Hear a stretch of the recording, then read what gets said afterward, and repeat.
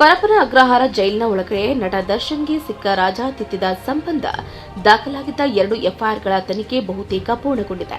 Electronic city ಉಪವಿಭಾಗದ ಪೊಲೀಸರು ನಡೆಸಿದ ತನಿಖೆ ವೇಳೆ ರಾಜಾತಿಥ್ಯದ ಮಹತ್ವದ ಸಾಕ್ಷ್ಯಗಳು ಲಭ್ಯವಾಗಿದೆ. ಜೊತೆಗೆ ಇದಕ್ಕೆ ಕಾರಾಗೃಹದ ಸಿಬ್ಬಂದಿಗಳು ಸಹಕರಿಸಿರುವ ಸಂಗತಿ ಕೂಡ ಬಟಾಬೈಲಾಗಿದೆ.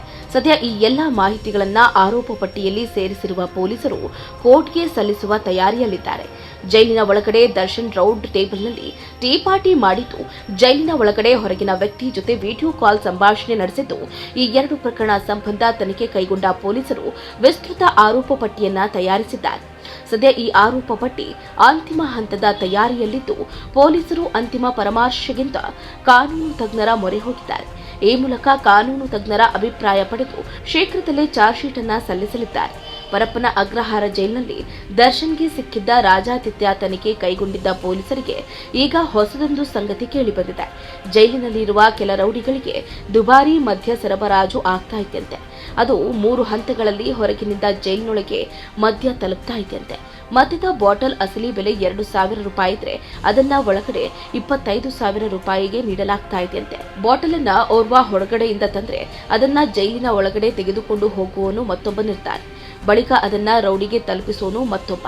ಇನ್ನು ಈ ಸರಬರಾಜು ಪ್ರಕ್ರಿಯೆಯಲ್ಲಿ ಜೈಲಿನ ಕೆಲ ಸಿಬ್ಬಂದಿಗಳು ಹಾಗೂ ಕೆಲ ಸಜಾ ಬಂದಿಗಳು ಕೂಡ ಭಾಗಿಯಾಗಿದ್ದಾರೆ ಎನ್ನಲಾಗ್ತಾ ಇದೆ. ಹೀಗೆ ಒಳಗೆ ಸಪ್ಲೈ ಮಾಡಿ ಎಣ್ಣೆಗೆ ಹಣ ಹೊರಗಡೆ ಪಡೆಯಲಾಗ್ತಾ ಇದೆಯಂತೆ. ಸದ್ಯ ಯಾರ್ಯಾರು ಎಣ್ಣೆ ತಂದು ಕೊಡ್ತಾ ಇದ್ರು ಅನ್ನೋದ್ರ ಬಗ್ಗೆ ತನಿಖೆ ಆರಂಭಿಸಿರುವ ಆಗ್ನೇಯ ವಿಭಾಗದ ಪೊಲೀಸರು ಕೆಲವರಿಗೆ ನೋಟಿಸ್ ನೀಡಿ ವಿಚಾರಣೆ ನಡೆಸುವುದಕ್ಕೆ ಮುಂದಾಗಿದ್ದಾರೆ.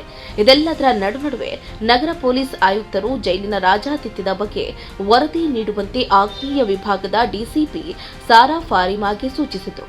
ಅದರಂತೆ ತನಿಖೆ ವೇಳೆ ಕಂಡುಬಂದ ಅಂಶಗಳ ಸಹಿತ ರಾಜಾತಿಥ್ಯದ ವರದಿ ನಗರ ಪೊಲೀಸ್ ಆಯುಕ್ತರಿಗೆ ಸಲ್ಲಿಸಿದ್ದಾರೆ. ಸದ್ಯ ರಾಜಾತಿಥ್ಯದ ತನಿಖೆ ಕೈಗೊಂಡಿದ್ದ ಪೊಲೀಸರು ಬಹುತೇಕ ತನಿಖೆ ಮುಕ್ತಾಯಗೊಳಿಸಿದ್ದು, ಶೀಘ್ರದಲ್ಲೇ ಕೋರ್ಟ್ಗೆ ಚಾರ್ಜ್ ಶೀಟ್ ಸಲ್ಲಿಸಲಿದ್ದಾರೆ. ಆ ಬಳಿಕ ಜೈಲಿನ ಅಕ್ರಮ ಚಟುವಟಿಕೆಗಳ ಮತ್ತಷ್ಟು ಸಂಗತಿ ಬಯಲಾಗಲಿದೆ.